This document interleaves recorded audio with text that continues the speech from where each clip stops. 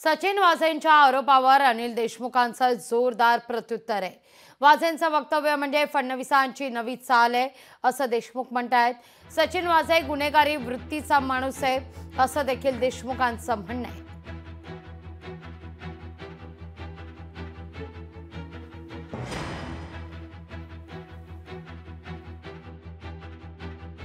सचिन वाझेच्या कोणत्याही बयानावर विश्वास ठेवण्यालायक हा व्यक्ती नाही, त्याच्या बयानावर विश्वास ठेवता येत नाही असं हायकोर्टाने म्हटलं आहे। आणि अशा या गुन्हेगारी प्रवृत्तीच्या सचिन वाझेला हाताशी धरून देवेंद्र फडणवीस माझ्यावर सचिन वाझेच्या माध्यमातून आरोप लावतायत।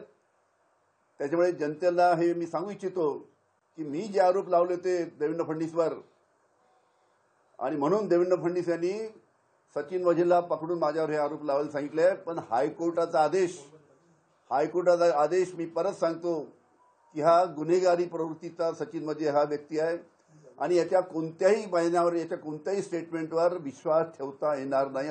अनिल देशमुख स्वतःची कातडी वाचवण्यासाठी आता हे सगळे आरोप देवेंद्रजीवर करतायत। आता माझं त्यांना असं म्हणणं आहे की तुम्ही जो पेनड्राईव्ह सांगतायत, माझ्याकडे पेनड्राईव्ह आहे, प्रत्येक दाखवा ना, तुमच्याकडे काय रेकॉर्डिंग आहे, तुम्ही काय दाखवताय, देवेंद्रजी बद्दल काय अपप्रचार करतायत, बदनाम्या करतायत, तो तुम्ही दाखवावा।